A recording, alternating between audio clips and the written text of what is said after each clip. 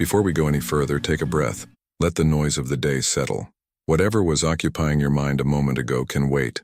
For the next little while, I want you to be fully here. What you are about to hear was not chosen at random. There is a reason this message has found you tonight at this particular hour, in this particular season of your life. There is a particular kind of woman who arrives at words like these. A woman who has noticed something she has not allowed herself to take seriously. A woman who has felt the attention of someone younger and quietly dismissed it as impossible, as imagined, as something that could not really mean what it seemed to mean. If you are that woman, then you already know who I am about to describe. He is younger than you, perhaps by a few years, perhaps by many. And something in the way he looks at you, the way he lingers in conversation, the way his attention sharpens when you enter a room, has begun to unsettle the story you tell yourself about who you are at this stage of your life. You have explained it away. You have told yourself he is being polite. You have told yourself you are misreading it. You have told yourself that a man his age could not possibly be drawn to a woman yours, not in any serious way, not beyond a passing curiosity. Tonight I am going to tell you something that runs against everything the world has taught you to believe about age, about desire, about what makes a man unable to forget a woman. He is not confused. He is not merely curious. He cannot get you out of his mind. And the reasons why have almost nothing to do with what you have been taught to think they do. There is a man, somewhere right now, who is thinking about you. He is surrounded most likely by people his own age. People who move quickly, speak loudly, demand attention, offer little. He has spent his adult life in a world of fast contact and shallow connection, a world where attraction burns hot and disappears overnight, a world where everyone is performing and almost no one is truly present. And then he met you. You did not perform for him. You did not compete for his attention. You did not play the games his peers play. You simply were what you are, composed, self-possessed. A woman who has lived enough years to know who she is and has stopped apologizing for it. And something in him, something he cannot name, went still in your presence for the first time in years. He does not understand what happened to him. He only knows that he cannot stop returning to it. He replays your conversations. He notices himself thinking about something you said days after you said it. He finds the women his own age suddenly flat, suddenly exhausting, suddenly lacking some quality he cannot quite identify but now cannot stop missing. He compares them to you without meaning to, and every comparison ends the same way. What he is feeling is not a passing attraction. What he is feeling is the disorientation of a man who has encountered emotional depth for the first time and does not yet have the language for it. He is drawn to your stillness. He is drawn to your silence. He is drawn to the way you do not need anything from him, because everyone else in his life seems to need something constantly. Your self-containment, which you may regard as ordinary, is to him almost unimaginable. He has never been near it before. You represent something he did not know he was missing. And now that he has felt it, he cannot return to the world that does not contain it. If you have noticed his attention and quietly told yourself it could not be real, comment, seen below. Not to perform anything, only to acknowledge that some part of you has felt this and has been too uncertain to name it. What follows now is the deeper work. We are going to look at the 3 reasons a younger man cannot get a woman like you out of his mind. And we are going to look at each of them slowly. The first reason is that your emotional presence feels nothing like the world he grew up in. He came of age in a landscape of constant stimulation and almost no depth. His relationships, his friendships, his entire social world have been built on speed, quick exchanges, fast affection, connection that arrives instantly and vanishes just as fast. He has been surrounded by people his whole life and understood by almost none of them. He has confused contact with intimacy because contact is all he has ever known. And then he encountered you, and everything slowed down. You speak slowly. You listen, without rushing to reply. You allow silence to exist between words without panicking to fill it.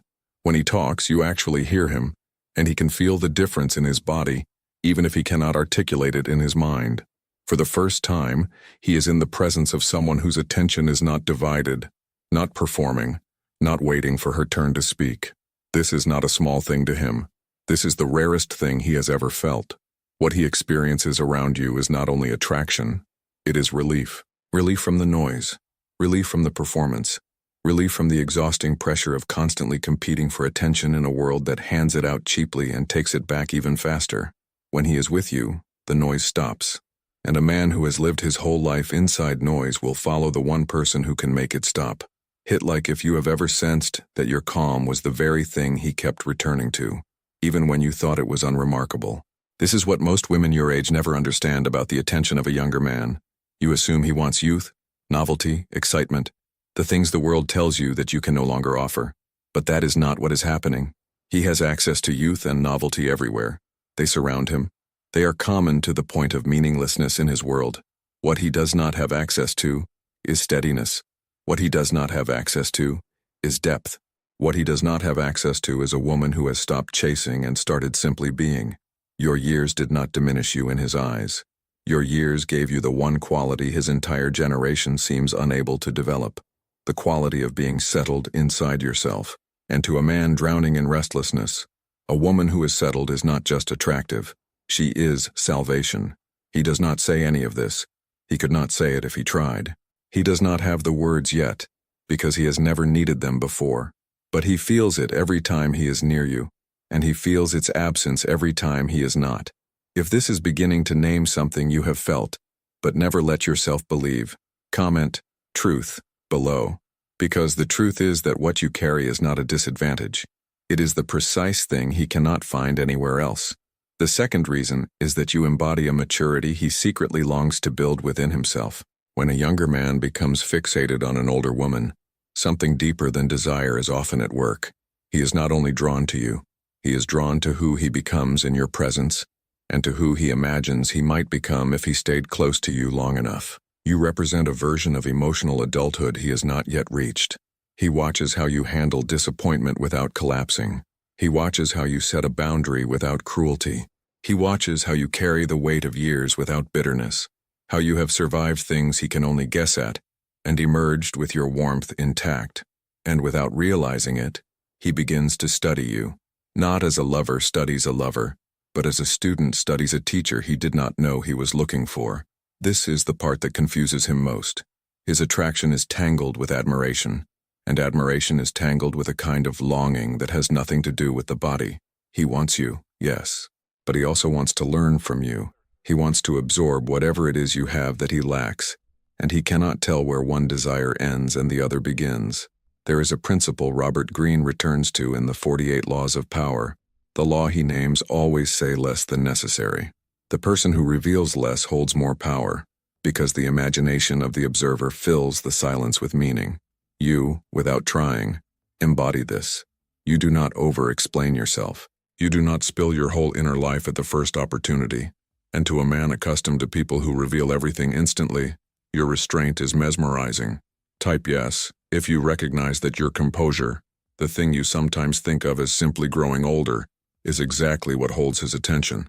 He cannot decode you, and that is part of why he cannot leave you alone. The women his age tend to show him everything quickly. There is nothing left to wonder about, nothing held in reserve, nothing beneath the surface that he has not already seen. With you, there is always another layer. There is always something held back. There is always the sense that he is in the presence of someone whose depths he has not begun to reach. A man does not become obsessed with what he fully understands. A man becomes obsessed with what he cannot finish understanding. And you, with your years and your restraint and your refusal to perform, present him with a mystery he cannot solve no matter how long he studies it. This is why he keeps coming back.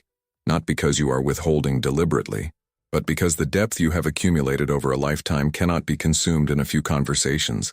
There is more of you than he can take in, and the more he takes in, the more he realizes how much remains. He is not falling for a face. He is falling for a depth. And depth, unlike beauty, does not fade with time. It only deepens. Comment presence if you understand now that what draws him is not what you look like, but the weight of everything you have become. The third reason is the one that binds the other two together. You awaken in him both comfort and mystery at the same time, and that combination is almost impossible for the human mind to release. Most people offer one or the other. Some people make him feel safe, but bore him. Some people excite him, but leave him anxious. Almost no one makes him feel safe and fascinated at once. You do. And this is the rarest and most addictive combination a person can produce in another. In your presence, his nervous system relaxes. He feels grounded, accepted, unhurried. There is no performance required, no test he is failing, no game he must win. And yet at the very same time, he cannot fully reach you. He cannot predict you. He cannot exhaust his curiosity about you. You are both the place he rests and the puzzle he cannot put down. This is what fixes you so permanently in his mind.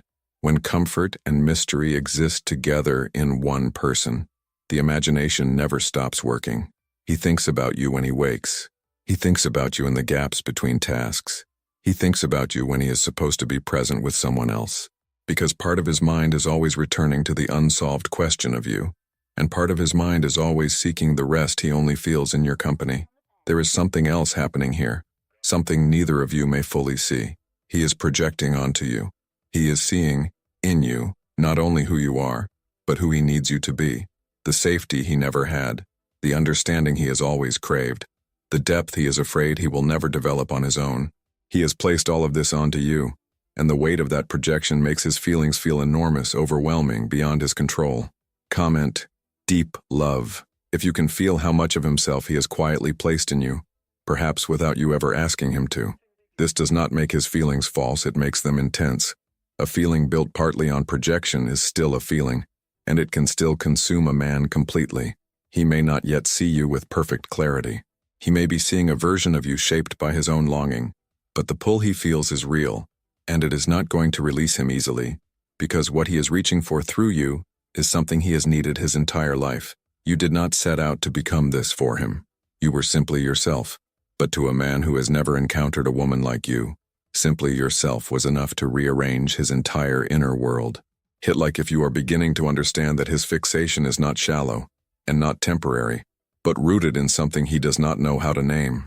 Now I want to take you into the hours he does not show anyone, the hours when the performance ends, and the truth of what he feels rises up without permission.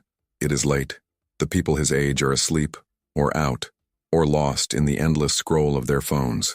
He has done all of that already tonight, and none of it reached him. The noise that usually drowns out his inner life has gone quiet, and in the quiet, you arrive. He did not invite you. He never does. You simply appear, the way the most important things always appear, uninvited and undeniable. He lies awake and thinks about the last time he saw you.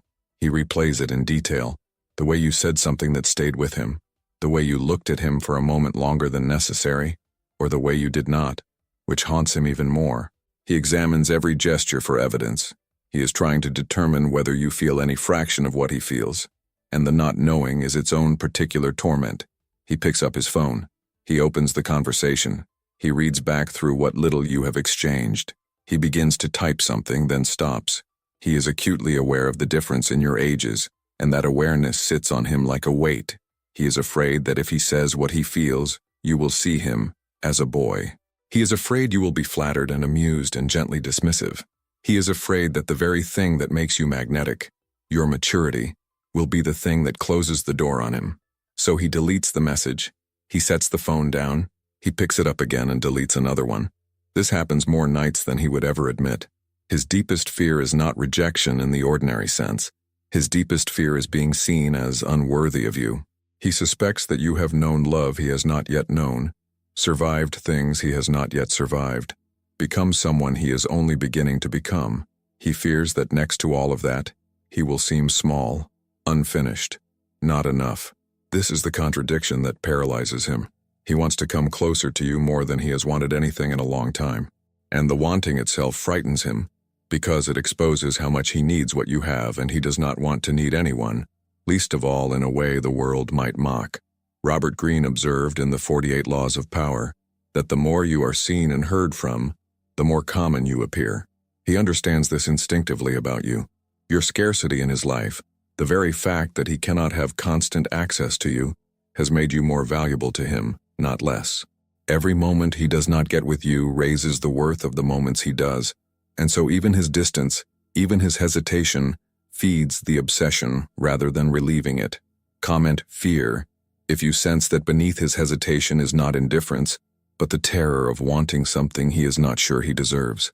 There is a version of him that exists only in these private hours, Not the confident young man the world sees, not the casual figure who keeps things light in conversation. A third version, quieter, more uncertain, more honest. The version who admits to himself, in the dark, that he has never felt anything like this and does not know what to do with it. In that version, he imagines the conversations he is too afraid to start. He imagines telling you the truth. He imagines you receiving it without laughing, without recoiling, without the gentle rejection he has rehearsed 100 times in his mind. He imagines being taken seriously by a woman he takes more seriously than anyone he has ever known. And then morning comes, and the performance resumes, and he tells himself he was being foolish. He tells himself it will pass. He tells himself he should focus on women his own age, on simpler things, on a life that makes sense. It does not pass. It never passes, because what he found in you is not something the women his age can give him, and some part of him already knows it. Subscribe and comment home if you understand that you have become, for him, the place his restlessness finally goes quiet.